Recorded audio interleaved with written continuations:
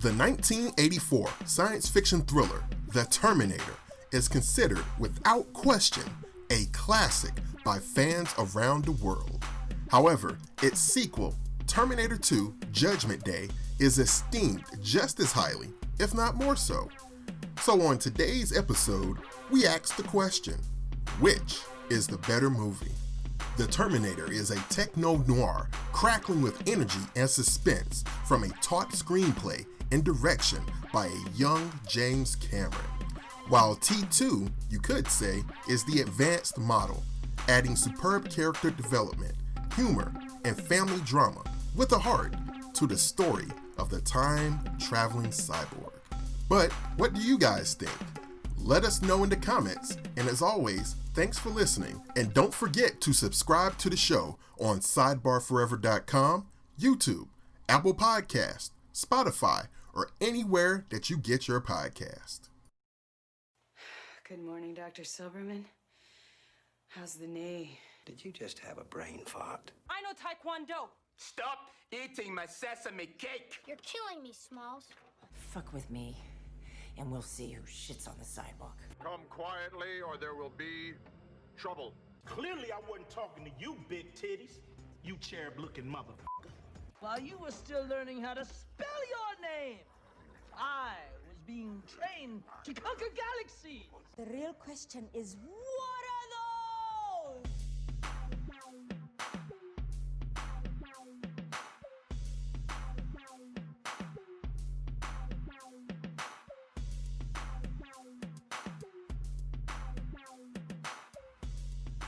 All right, well, we're here to debate what is the better movie, Terminator 1 or Terminator 2. Released about 7 years apart. Correct. Both films are lauded for different reasons. Obviously, they share the same DNA. But yes, I am of the opinion that Terminator 2 is a better movie than Terminator 1. And I think I can prove that. Okay. But, and I am of the mind that Terminator 1 is a... I guess let me throw in this disclaimer, and I will at least admit this, on all facets, technical, story-wise, and everything, I will concede that Terminator 2 is a better-made movie.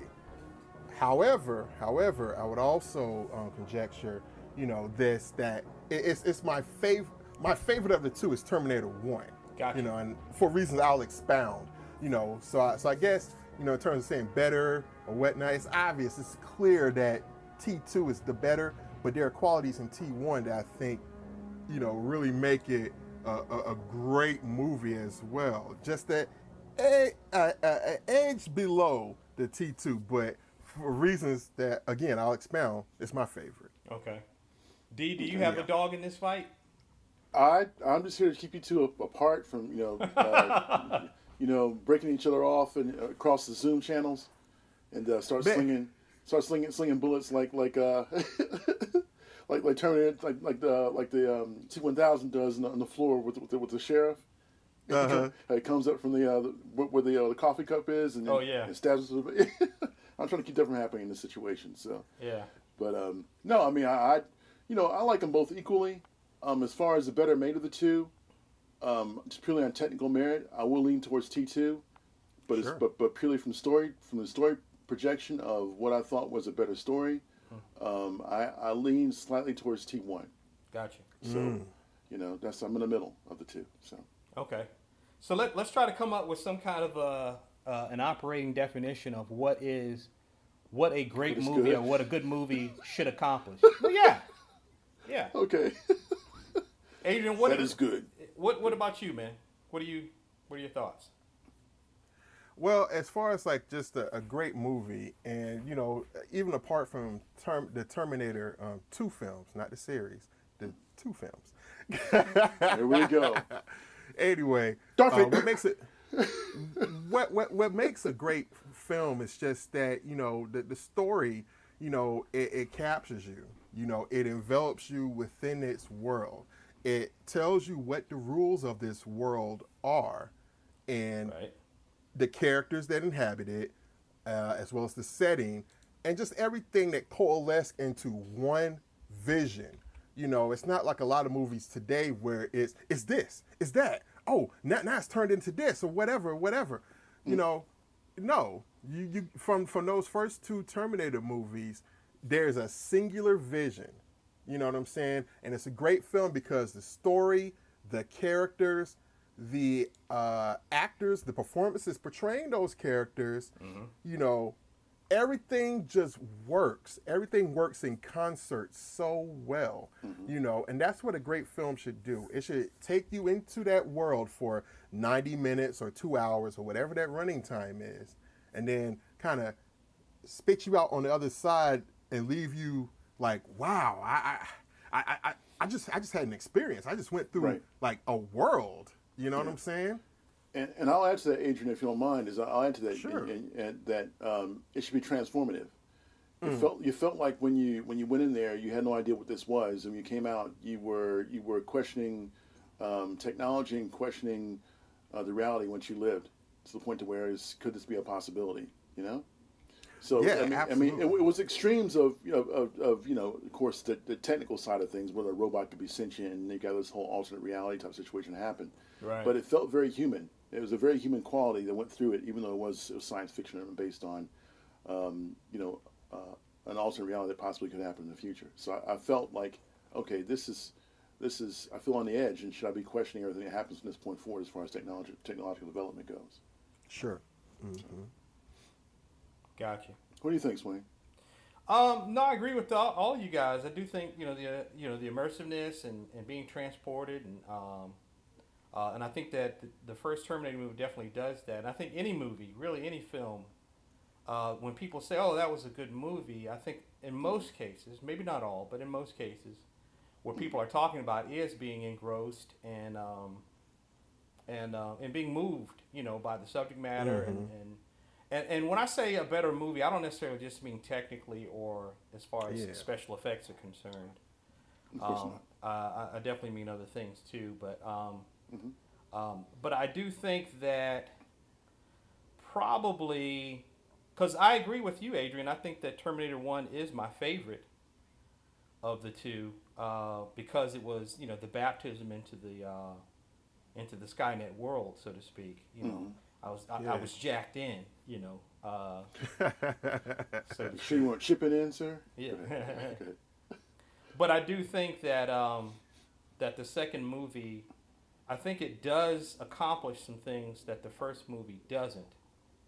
And the first being is, and you guys tell me, I mean, as honestly as you can, not that you wouldn't, but I just want to put that disclaimer up front. I think a great movie, you care about the characters.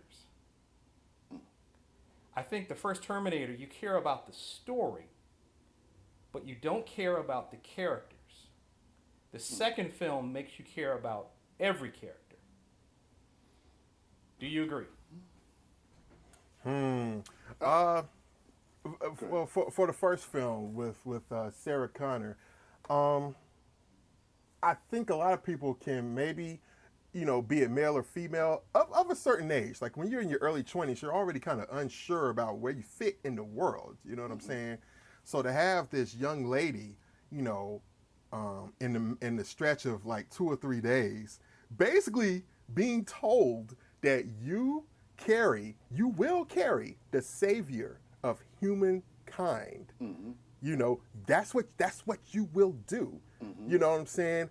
And to see her grow from this waitress who's just living a normal life, normal 20-something roommate life, into, at the end, she's come out on the other side to where she's the heroine of the piece and she actually kills this machine. You know what I'm saying? And I think that sets her off to the next film. And in that journey, I do find myself caring. I actually care more about her than I did Cal Reese. And I love some Cal Reese, man. That's my boy. But I find myself caring more about Sarah Connor because it's like, if something happens to her, that's it. Humankind is done. But think about the point you just made. You care about her as it relates to the story, as it relates to the tale unfolding. I think she was not much more than a sketch in the movie. I think she was well cast and well played by Linda Hamilton, but I think her character was little more than a really good sketch. And in the second film, you actually care about her as a person, as someone who's been separated from her child, as a mother. You get a sense of who she is in her inner life when she talks about the idea of making a baby and what that means versus, a scientist, making a device or a machine. I think also, too, you care about the Terminator. You care about the machine. Like, how did that happen? And and I think also, too, with John Connor, where he starts out as this snotty kid that you kind of hate, but by the end of the movie, you really do feel like, okay, he's not so bad, and he really does need this father, surrogate father figure of the Terminator. Mm-hmm. So, I see. Go ahead. You go. I see both your points, and I have to say that for me, I was invested in Sarah Connor's story. For me, like Adrian said. But D, again, invested in, or did you care? I cared about her, man, because well, here's the thing. It's like the Bee Gees. How deep is your love? I mean, you're looking at. I went to see a science fiction movie, so it wasn't like I went there going to see her story. I went to see a science fiction movie with a cool cyborg. So once I found out what it was about and how the evolution of the story went along, I could relate to her, and I did care about the fact that she was like torn out of her life, and she kind of had a half-assed boyfriend, and she had a roommate whose boyfriend wanted to serve her up too, and how she eventually inside that same little short time frame she became a mother to a child in a couple of days. She's been pregnant in around a couple of days, and it was a crazy whirlwind for her. So, I'm not disagreeing with you, Swizz. I see what you're saying, where you're going as far as caring more about the characters in T2. But that's also because T1 was so effective in terms of portraying those characters to me, that you were set up to feel more for her and her predicament. I think if T2 had simply been another robot comes back and they beat it, and in the end, it wouldn't have been as lauded. And I think that's. I think the other thing too, and maybe I'm speaking to something in terms of what writers probably talk about all the time is when you get a sense of characters' inner life, it fleshes them out more. I mean, because again, and I'm not trying to pick on the words that you guys use, and we're just having a conversation, but relate and all of those kinds of words. I think to some extent, like I said, you came to T2 looking for what you got in T1, but it gave you more than that. It gave you what T1 didn't have. You didn't have those characters that you cared about. You didn't have, for instance, T2 made you care about the guy who created Skynet that started the whole thing. Dyson, yeah. Made you care about him and his family. Made you root for him even though you knew what was going to happen. Right. Yeah, yo.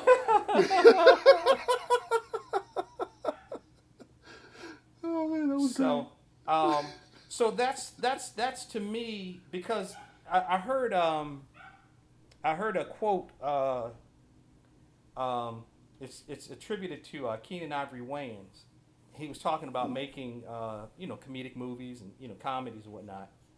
And what he said people would rather see a good movie than a funny movie. In other words, as funny as the funniest movie is, if it's a movie that they're moved by and that they care about the people in the film, they'd rather see that, and that will always win the day over just a movie that's jokey, joke. And so that's one of the reasons why it is, I think, even with action films, and we could list off a litany of them, where you actually care about the character. It's like when people say, "Oh, I just came to see an action movie." Okay, but if you take it up and you add that little extra bit in there, now you're making the movie a full meal. Now it's not just like a great dessert or it's just a cool hamburger. Now it's a great meal. Now it's full. Now you're satiated from it. And I think that was something, it was a ballsy move on Cameron's part and Gail and Hurd and everyone involved. and I think they pulled it off. And I think that to me is the bigger reason why I think it's a better movie, because it does all the things that a movie can do, not just have a great story and be a smart, low budget sci-fi thriller, or what have you. But anyway. Okay, I'll give you that. I mean, it's kind of it's a question of degrees. Like, the degrees of severity in terms of right. So I think I don't have any problem with anything that you said. So I agree. I just think that I just think that I started caring about those characters. Like, I wanted to see, like, at the very end. Yeah. I wanted to see another one. I wanted to see another. I wanted to see Sarah Connor. What happened afterwards? I was wondering. At the end of the first one. Oh, then the first one, yeah. Okay. When she drove off with that picture being taken, like, damn, okay, this is the start of a history, right? This is like a. Yeah. That was one of my first acknowledgments of a sequelization next besides Star Wars. You know what I mean? I think aliens were kind of sort of, but it was just like a continuing saga. In terms of interchangeable characters, and you didn't really, for Alien 2, for me, all of Ripley was the through line in all of them. Mm-hmm. Honestly, I could have done without Ripley. To be honest, the Space Marine is infinitely more interesting to me than Ripley. To me, that's just. Honestly, that's just my thing. I can't ride with you on that, D. That's what I'm seeing. I'll have to go back and look at it again, of course. Honestly, she was integrally involved in it. You can't replace her. I'm just saying in terms of it has been a Space Marines movie about aliens about an alien situation where they're going to investigate on this particular planet or whatever. Right. I'll be okay. I'm down to see that. It's a little Starship Troopers, but I'm down to see that. But no, I was invested in Sarah Connor, man. I felt sorry for her. So that's all I'm gonna say about that. I think one of the things too with with all of the movies that came after T2, they've all moved away from that core thing. So you have the first movie, which is superb, and then you have the second movie, which actually takes it up a notch and actually does some brave things by having those characters evolve as much as they did. Sarah Connor and Arnold's character as the Terminator. And then all of the movies after that, the ones that I've seen, I saw T3, I saw Dark Fate, I didn't see Salvation, I didn't see any, the two in the middle. But I think all of them have kind of moved away from that and have lost some of that. They all kind of take the surface elements of the movie, and also too, it's like, how many times can we send the robot back in time? So. And I just thought that T2 was also like, again, it's like taking a great house and saying, okay, well, how can we be even more inventive? How can we be, let's make the Terminator a friendly character. This menacing, robot Arnold Schwarzenegger that, blew away, a whole squad of policemen. Let's take it up a notch from there and make him the good guy. And let's create a funny banner between, because that was the other thing. Terminator 2 has humor. Terminator 1 doesn't really have humor. That's another thing I think Terminator 2 has that the first one didn't. And humor that is not, the action is not at the expense of the humor. You know what I'm saying? Right. It's not like a brick thrown through a window when it pops up. When it pops up within character, and it works. Mm-hmm. T1 has more dark humor, man. It's more dark humor, and it wasn't like socially relevant. Yeah. It was just there. It was dark. It was just there because it led into the characters and who their personalities were, and who Arnold was trying, or who the Terminator was trying to be good, to be more human acting. Yeah. Fuck off, asshole. What are you doing here? Fucking your cat. Yeah. Fuck off, asshole. Adrian, something like that. What are your thoughts, man? Yeah. What do you think? Speaking to the humor or lack thereof in T1, I feel I do agree to a certain extent, but I also think that that's because of Cameron as a director and a writer as well. One of the key things that attracts me to T1 is just that, aside from Piranha 2, this is his first film. You know what I'm saying? And just there is a heart in there. Like, I know, Swain, you've mentioned that there is a definite heart in T2, just in terms of the characters and the story and all of that. The heart for me in T1 is actually behind the scenes rather than in the characters. You know, like a movie like that made by, he was a late 20-something when Cameron wrote that script and shopped it around town, and everyone had a universal reaction to it of, oh, this is great. This is great. And they signed on to it just after reading the script. Okay. And then furthermore, for him to actually say, well, you can get the script only on the condition that I direct it. So you hand the keys to this young guy, you know what I'm saying, and his cast of 20-somethings, other young people in front of the camera and behind the camera, and they craft this nigh perfect movie. I mean, it's a great movie. It has some imperfections, but other than that, it's very taut.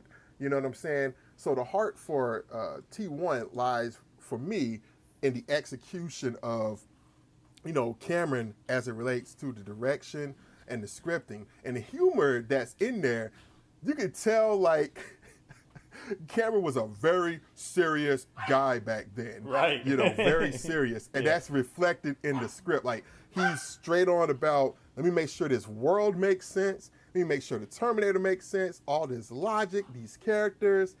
And there's very little humor except for the two detectives, you know, in the police station. They kind of banter like an old married couple, you know. Yeah. I hate the press cases, especially the weird press cases. And then the little things like that Dwight had mentioned about, you know, the dark humor. The Terminator. Yes, Terminator. The Terminator is a learning computer, so he learned how to tell somebody to fuck off, you know, because that was the appropriate response. Right. So little things like that, but they don't, those are the few laughs. And of course, I'll be back because you're like, oh, what does he mean? He's already caused all this damage. Right. He said he'll be back. How? You know, whereas in the second film, there's a lot, the writing comes across as definitely a bit more, not naturalistic, but a bit more well-seasoned. You know what I'm saying? Like, the humor is there where it's supposed to be, and it lands, you know. Yeah. It, you know, in contrast to the action and so forth and so forth. So you really see Cameron growing, you know, in between those films. And he made, obviously, more films in between T1 and T2. But just those two films in particular, you know, you're really seeing him coming to his own. You know what I'm saying? And I don't think he's matched those other two films. I mean, Aliens is great. You know, he wrote the script to that as well. It's one of my favorites. Yeah. But there's something about T1 and T2 where it's this closed universe, you know, where it just, that's it. You know what I'm saying? And it just works, man. It really does. To Dee's point about the dark humor, another one was when his car rolls over the kid's toy. At the beginning. Oh yeah. And I when love that, yo. And also too when he jerks the guy away from the phone booth. Hey, remember? And you know the other thing too, it's like when he does when he records the people's voices and uses them later. You know, like he impersonates, you know, Sarah's mom. Well, where are you, sweetheart?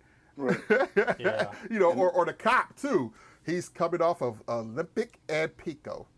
nice, yo. Yeah, yo. That was a good pull, man. That was a good pull. I like when he off the granny, yo. I mean, off the other Sarah Connor, yo. He came to knock on the door. Oh, like, you Sarah Connor. Yes. he kind of, you know, that was kind of wrong, but it was funny to me, yo. We're forgetting that one of the bigger laughs, man, where Arnold goes to the pawn shop, the gun shop. Yeah, and he's rattling off the guns, and then the shopkeeper's like, anything else? phased plasma rifle in the 40-watt range. Hey, just what you see, pal. Yeah. So woo, he's like, woo, I can close earlier today. He's like, so you get logos right here? You can close forever. You can close forever. Exactly. Right?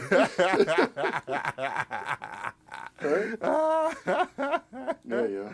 Oh man, but you know another aspect that that I actually always not always, but as I became more of a movie watcher, you know, and T2 and Terminator were amongst my favorite movies. I noticed that T2 in a way kind of is not a remake, but it reprises several scenes from the first one, as if Cameron said, "Oh, now I can do those scenes exactly how I want to do them. Now that I got this almost unlimited budget." You know what I'm saying? Like, and the movie almost flows almost identical, just with the addition of other characters. But it flows almost identical to the first Terminator. You know, like not just how the Terminators come back in time and all of that stuff, but also think about in the mall where the T-1000 and the T-800 face off for the first time. You know, and they kind of, you know, tussle through the wall and everything. That is very similar to how the T-800 and Kyle Reese kind of had their initial showdown in techno-noir back in the first one. You know, that dilation of time. Yeah. You know, you're not sure, is Kyle coming to actually protect her?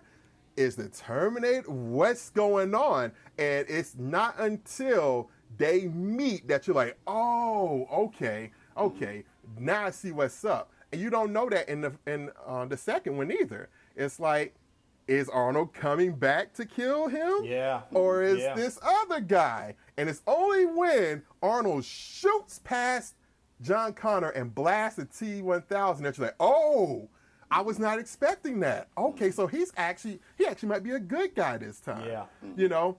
And then when they're tussling in that clothing store and the T-1000 just throws the T-800 out through the plate glass window, that's very much akin to how, you know, Kyle, blasted him out the window in techno-noir. Yeah. You know, and there are just other elements, too, in the second film that kind of are, you know, refrains of the previous one, like certain scenes or whatnot. Yeah. Like, okay, I got one more for you. Go for it. Why, not why, but whereas in the first one, Kyle Reese is being interrogated by the psychiatrist. You know, what's the psychiatrist name? Dr. Silverman? Yeah, Dr. Silverman. Thank you. Yeah, there you go. So he's being interrogated by Dr. Silverman. He's obviously, you know, just like, oh, this guy's a loon, whatever. You know what I'm saying? Right. And now you see Sarah is now in the same place. Like in the first one, she too was a doubting Thomas along with Dr. Silverman. Like, Doc, is he crazy? You know, in technical terms, he's a loon. Whereas now, she's in the seat that Kyle Reese was in, you know, and she's trying to convince Silverman that, no, I'm not crazy. This really is going to happen. You know, so it's just funny how just between those two movies, they're able to just go back and forth, you know, like their own internal logic, their own internal universe. And it's just like the subsequent movies, prequels, whatever have you, they disturb that. It's like, no, you don't need those. It's tight, man, right here. But see, I mean, I agree with what you're saying. Obviously, what you're saying is there's an internal rhythm. There's a juxtaposition that works in tandem with both films. It works. It flows back and forth. There's a continuum. Yeah. And I totally get that. But man, to say Dark Fate is not that. I mean, like I said, I didn't want to like it. I didn't care for it. It's like another damn Terminator film. Who gives a shit? I don't need any more. My two Terminators are obviously 1 and 2, and with a nod to 3 because that completes the cycle for me. Like, okay, he's going into the bunker now. He's become the John Connor he's supposed to become. That's why I like that. But it's the completist in you, D. Yeah, but the rest of them were garbage afterwards, except for Dark Fate. Because what Dark Fate does, and I'm not going too deeply, you can add this out if you want to, I don't care. What Dark Fate does is Dark Fate goes and says, okay, what if, you know, the Terminator kept on coming after he failed? to get John Connor the first time after they melted himself in the end of the second one, and in doing so, the Skynet still sent another one back, and it finally got John Connor's ass this time, killed him. So that altered the timeline up to where, okay, now, he's no longer the chosen one. So the chosen one still must be born, because he got to save humanity, right? So it's no longer John Connor; it's somebody else entirely different. So the girl now is the chosen one. But before you find out, you have to see it. It works because the entire time you think, okay, well, she has to have the baby, right? No, she's not. She is the one, because in the very beginning they set her up as this parental, matriarchal, while still a fighter, a matriarchal type figure that would go ahead, that was providing for a family and for a father, things necessary for their family to survive. And you see, okay, wow, all this time she kind of had it inside it to be this person. Right. And as technology evolves, you would see, okay, well, Skynet, if it failed one time, that failure in of itself means that it needs to be upgraded, right? So that means, okay, that Skynet is not capable of completing the task properly. So now, as a tech person would say, okay, you're trying to evolve the tech. So the next level of Skynet is Legion, and Legion evolves and tries to complete the task that Skynet couldn't complete. So to me, and that point of connection, to me, it makes sense. And even the robot that was once Arnold, he's left behind after he kills John Connor. He had no other mission to fulfill, so he stayed behind and became somebody else. He became just a character, but he adapted a human mentality and got married to a woman that knew he was a robot and adopted a son that was hers. So it's don't get me wrong, it's loose. It's very, very loose. But in terms of connection, to see it, if you saw it, you'd be like, well, damn, this is kind of a cool spin in terms of alternate realities. It works. Yeah, I don't consider it cool spin. Don't I say? But isn't that what happened in T2 though? They said, the first one failed, so we'll send an upgraded model after him again. Right. And this time we'll send him as a kid. We'll send him to kill him as a kid. You know what I'm saying? They sent an upgraded model back. You know, and it failed again. But do machine? That's it. That's it. But it's not it. And it crushed the chip, and that's it. It's not it though, man. It's not it though, because machines don't stop. The mission still continues until it's completed. Well, hold on though. So I mean, we're getting off into a Dark Fate conversation. I know, right? I don't want to get into that. Yeah, so I don't want to get too far off into it, but I don't think Dark Fate wasn't lazy, but I didn't think it was cool. Because it was just,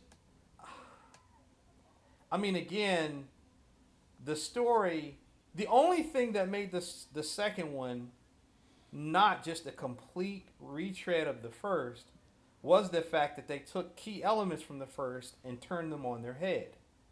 Mm-hmm. Yeah. They sent back a better Terminator than the first Terminator. What? Mm-hmm. Okay, well, that you could kind of see that coming. But then they say, okay, we're going to send the Terminator back and we're going to make the Terminator friendly. Not just friendly, he's going to have a relationship with these people. Not just a relationship, you're going to care about them staying together and being together with one another.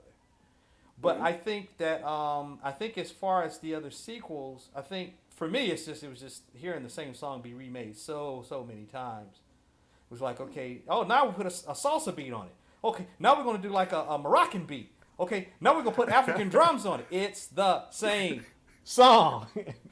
Yes. And I do think that at some point, like even with T3 wasn't great, but like D said, it was fine because you at least got him to the bunker. But to me, the more the movie they kept doing these movies, the more I'm kind of like these timelines and the new timelines. It's after a while it just gets to be a little bit dizzying for me. That's my take. But go ahead, Adrian. I'm sorry. No, I was just going to say that was my thing with that, just the internal continuum between those first two movies, you know what I'm saying? And to your point, though, D, I will admit, as you guys know, I'm a huge Terminator fan, of the first two. But I also let's put some conditions there. But I also collect many of the Terminator miniseries from back in the early 90s that Dark Horse put out. Like those first those first few miniseries were, to me, they were good, you know, because they, on some essence, they tangentially dealt with Sarah Connor, but it was almost like, oh, here's this other cast of characters. They sent a Terminator back to, you know, get rid of the guy who had this aspect in the human army, or things like that. I was like, okay, that's a nice spin, instead of over and over going back to try to hit the Connors. You know what I'm saying? Right. Trying to, you know, kill them Connors. You know what I mean? And should hit Roseanne Connor. Should have been, yeah. but you know, another thing about that first Terminator, which marks it as kind of my favorite, is just the fact of, you know, how much was done on this certain budget. You know what I'm saying? And just the fact of they were able to get all this stuff done. Now, I know I had mentioned that earlier, you know, just in terms of the behind the scenes with Cameron and the young cast and crew.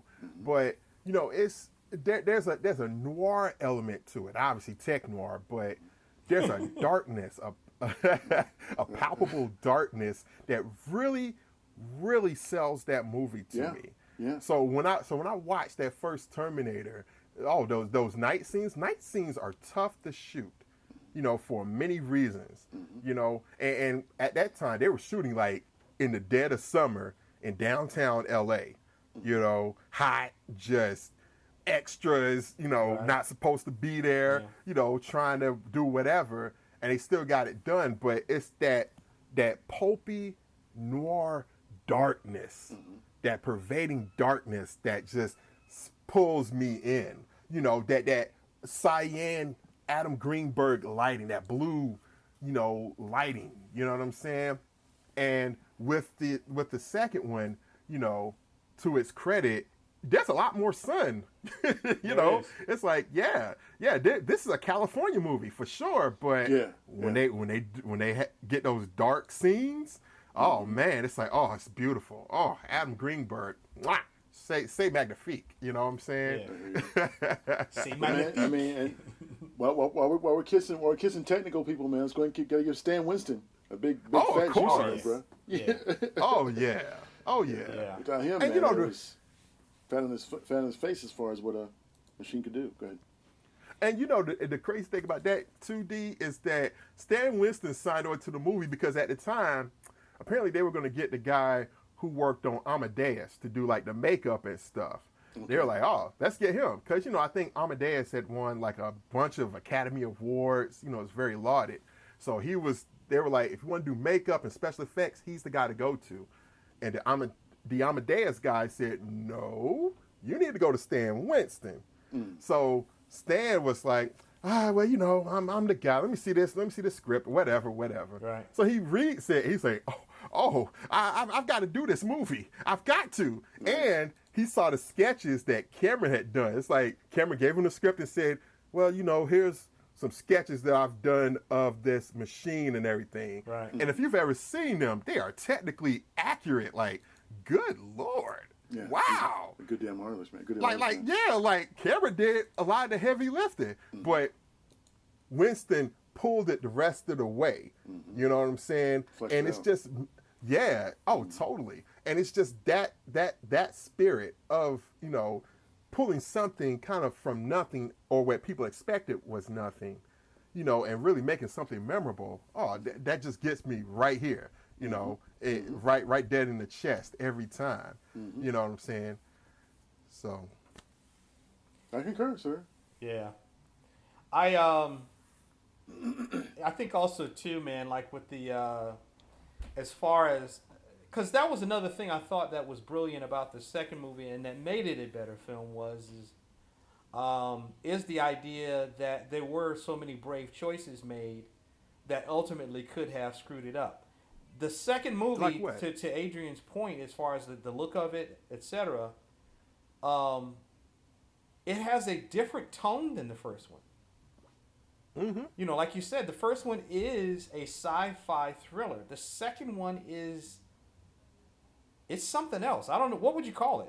How would you guys, what genre or, hyphenated genre would you put it in? I don't know. It's almost like a family drama in certain aspects. A coming of age in another aspect as far as John Connor. And then there's certainly those sci-fi and, action elements in there. But it's almost like the characters grow so much, you could almost call it an action drama. Would that be saying too much? Because the characters really have their individual arcs that happen to all come together, but each character is much different from when he or she began their role in the movie. Yeah. And I'm speaking just for T2. Yeah. Yeah. Yeah, I mean, I would agree with that. I say a high tech action drama. I mean, that's definitely what it was. I mean, with science fiction thrown in there for the background, because it wasn't like the science fiction side. It wasn't the main focus. It was. I mean, yeah. I mean, it's there. It's a science fiction movie, but it's just they didn't shirk any of the other elements of the film. Where you're like, okay, just hurry up and get to the next set piece. You know what I mean? Right. Yeah. So, but then that was the strength of T1 too. T1 was never about, to me, okay, let's get to the next, awesome thing the Terminator can do. It was more about, okay, how can these people escape this crazy motherfucker? Yeah. Yeah. It was very organic. Both movies are very organic in terms of the way Cameron structures them. Yeah. It's not jerky. Like neither movie is jerky in terms of there's certain action movies that you watch now, science fiction movies. You know exactly when they're gonna start running. You know exactly when the set piece is coming up. You can almost time when are they gonna stop and have exposition about, well, I'm here on this deserted planet because my spaceship blew up and I escaped in the last escape pod and blah blah blah blah blah. Terminator, the first Terminator movies have none of that. There is exposition, particularly in the first one, but the very adroit thing that they do is they let Kyle tell it while they're on the run. You know what I'm saying? Like, so it doesn't feel like it's just a big lump of exposition where they're like, boom. Well, yeah. You know what I'm saying? It's well written, so, I mean, he's explaining it to her, but she's us. Right, exactly. She's us, and so that way, we know what happens in the future, how he got there. He tells the doctor, he answers questions, why didn't you bring a ray gun back? Why didn't you bring a blaster? Yep. Or, he answers all of those questions, and it's like you said, I mean, it is expository, but it is, it's not, it's not clunky or ham-fisted. It's done in a way that it flows with the film. And it's so funny because I was telling you guys, we were texting back and forth last night, and I was telling you that I was watching Action Jackson. Yeah. And like what Adrian was saying is, I'm watching the movie, and I'm like looking at my phone and watching the movie, looking at my phone, watching the movie, and I can kind of barely remember the plot, but you just know the beats are coming before they come. You know a car is going to come out of nowhere and try to hit him. You know he's going to jump on top of the car. You know when they go back to her apartment, something's going to blow up. Right. As a matter of fact, they had 2 explosions in it where they snuck on this guy's boat, chained a bomb to his wrist, and then jumped off the boat before it blew up. I'm like, what kind of idiot assassins would do this complicated thing? It's like in Lethal Weapon 1 when they blew up Dixie. Why would you blow up a prostitute? Just strangle her like everybody else does the prostitutes in these movies. I mean, you know what I'm saying? Or shoot her. What is this? I just want to test out my Vietnam skills and my bomb making skills from Vietnam. What? Right. Who cares? Because the movie is already so improbable. They're like, just roll with it. Just come on, just roll with it. Yeah. Or in Lethal Weapon 2, they go to Riggs's his camper on the beach with a helicopter. A helicopter. Just drive up to Santa Monica and Capo, boy, and be done with it. Anyway. Oh man, but yeah, there's very little to none of that found in those first 2 Terminator movies. You know what I'm saying? And that's very much a credit to Cameron and the and his writing and direction, really. You know what I'm saying? And I love the transitions, man. The transitions where he would do a past reflection, and how it would fade up from the bottom or fade up from the top in terms of showing how he was thinking about what he was talking to her about or whatever. That was gorgeous, man. I mean, that's the way she was done. Like they would show like okay, this is a pebble in the sand. This is now it's a skull being crushed by a tank or by a Terminator type weapon. It's great stuff. Yeah, and again, to Cameron's credit is using being a filmmaker and using those his technical skills and blending filmmaking. So, but yeah, that whole weave back and forth between where he'd see the machines and then he'd wake up and it was a tractor or some kind of a digger. Mm-hmm. That was all that was really, really great.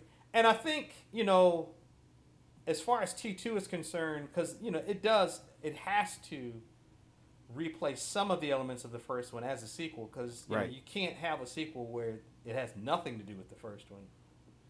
But I think he did actually do by changing the tone, adding the heart, and adding some some of the stuff as far as the character development. I think all of that was great. But also too, he avoided a lot of that stuff. When Arnold goes in the bar, takes the clothes from the guy, comes out, and they play George Thorogood's Bad to the Bone. Yeah, when they play that, and you kind of smile and kind of not laugh, but you kind of have a laughing smile on your face when it happens. You know that the tone is different. He tells you at the very beginning of the film that it's a different film. And then some of the other stuff they don't actually retread. Some of it they do. The Terminator imitating voices and all of that. But I love the fact that again he took it up in the second Terminator where. Okay, this Terminator can imitate someone's presence, the way someone looks, and the way that they sound. So I thought that was great. And D, just to slightly pivot back to Dark Fate, I thought it was, like I said, I didn't think it was lazy, but I thought it was interesting that they did try to do a few things, like okay, they basically immersed it in like a Latino community in California. Oh, okay. The new Terminator is a Latino man. Oh, okay. And like Dee was pointing out that the main character, because all throughout the movie, Linda Hamilton's character is thinking, oh, you're gonna have a baby, and they always want to kill your baby, and then the super soldier that they send back to protect her. Finally tells her, no, it's not about. Really works, yo. It's not about the baby. You're the one. You're the one who saves us. You're the one who protects us and who teaches us how to fight or whatever. But my only thing with that was, okay. She wasn't old enough. Yeah, it was like this was. So she's in the movie. The character is supposed to be maybe like 18, 19, something like that. Mm-hmm. Okay, so in 5 years she becomes this badass. Really? Right. But the caveat is at the end she drives off with Linda. Yeah. So Linda teaches exactly. And so that was actually kind of an homage to the first movie where so the guy who came to protect her is the father of the guy who sent him back.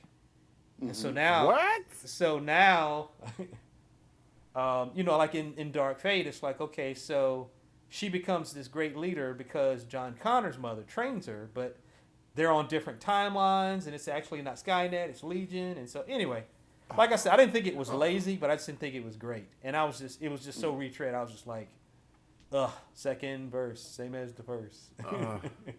Yeah. Okay, can I ask one question about Dark Fate? Can I ask one question? Yeah, sure. Okay. Now, I've seen in pictures, I've not seen the whole movie, I do not plan to, but I've seen a couple of frames where Arnold has a beard. How is that possible if Terminators can't really grow their hair? Who says they can't grow their hair? Yeah. I thought that was the eternal logic. Like, however they come back, that's it. No. The skin is just over an endoskeleton, a titanium alloy endoskeleton. But he said all that stuff was organic, though. The hair, right? The bad breath, every bad breath is created by bacteria, which means something inside of him is living and is evolving. It's organic. Yeah. Right.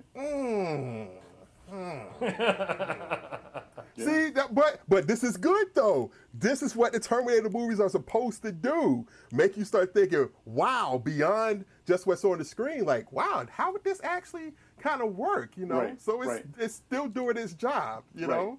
So at some point, man, what was interesting about it was he felt bad about killing like he saw the emptiness of what Sarah had with John Connor, after killing him, and he felt bad, he felt remorseful for that. So he went on somewhat of a sabbatical and kind of found seriously. And I know, right? It sounds silly, but he kind of found himself, dude. So he was like, he realized, okay, now how does this affect this future? So if John Connor is dead, what happens next, right? Because there was no program for him to self-destruct once he accomplished his mission. So he went off and did his thing and kind of found himself. This is what he says. You know, so in doing that, he took on this character named Carl and became a friggin' what was that, a lawn servant? No, right? A Carl. Yeah, exactly. It was Carl. He became an interior decorator, which is crazy. What? Yeah, yo. What the hell? Yeah, it's weird, but it works because what happens is he starts talking about his new wife and how he found her getting her ass beat by her ex-husband. And he saved her from that whole situation, and then basically adopted the unborn child, which was the guy's. Yeah, it's it's thin, but I mean, come on, we're talking about an hour to discuss these things. But anyway, let me jump in real quick too, D. The other thing too, go ahead, for Dark Fate, Adrian, the movie of which you will never see. That was interesting it was basically all the women's movies. It was the three women characters. It was their movie. Yeah. Arnold doesn't even show up until almost into the third act. Yeah. What? He doesn't show up until basically the end of the second act, going into the third act. Right, because it turns out he was the one sending the signal that was telling Sarah to appear at certain points in time. Because according to the way this has been happening over the past 10 whatever years it was since John Connor got killed. Was periodically they would send like Terminators back to disrupt the flow of makes no sense of history. Go ahead. No, it doesn't. That was weird. But anyway, they would do it, and in doing that, Arnold's character was attuned to that, and he would send like this crazy like code or whatever to her. He would send the longitude and latitude and say, "Hey, be here for John."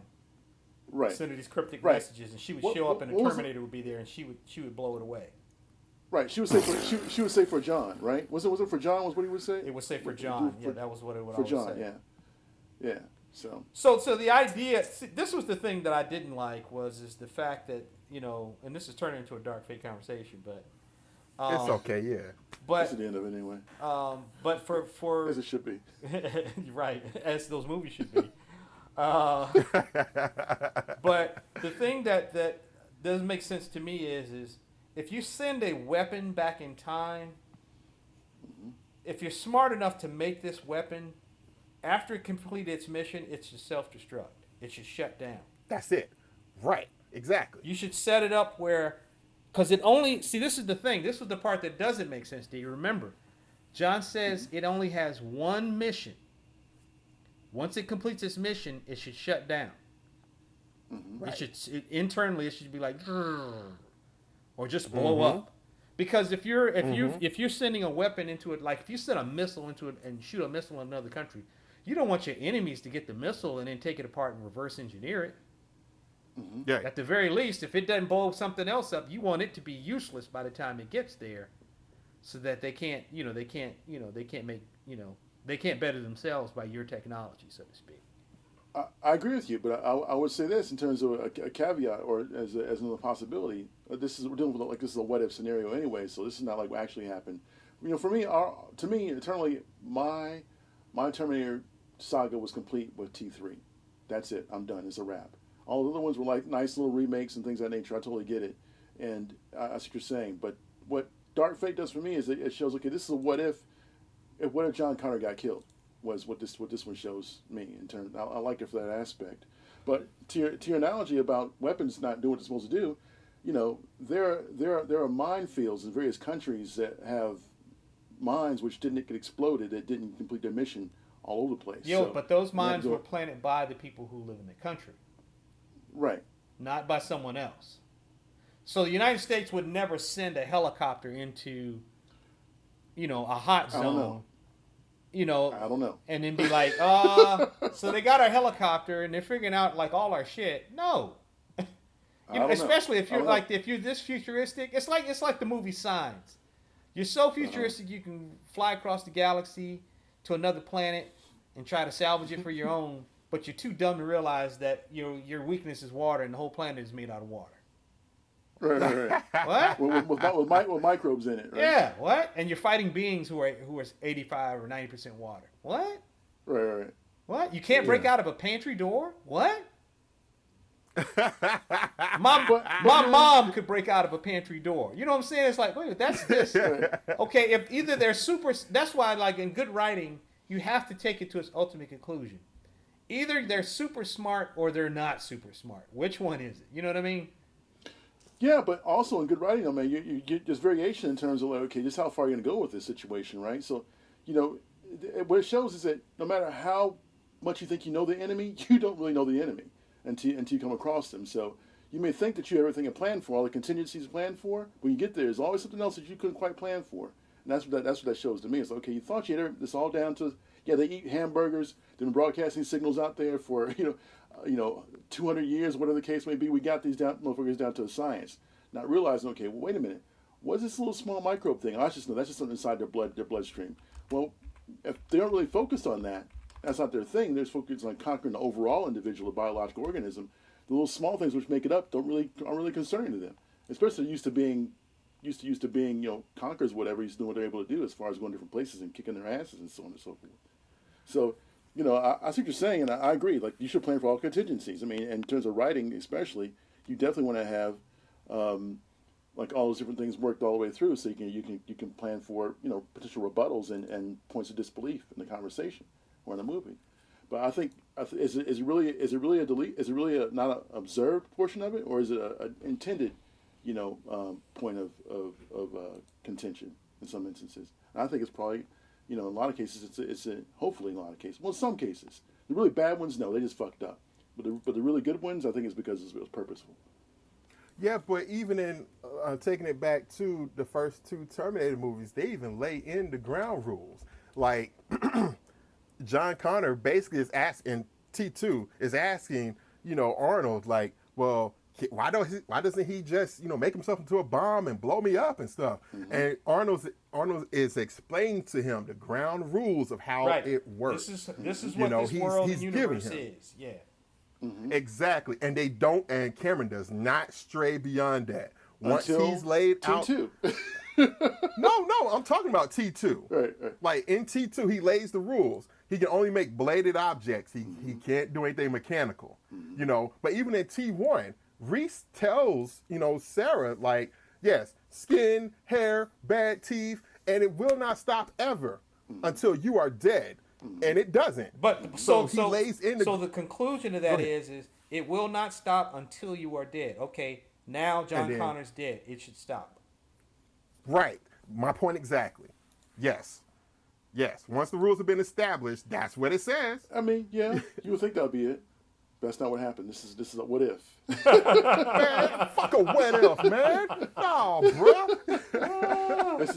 This is what if John Connor had died.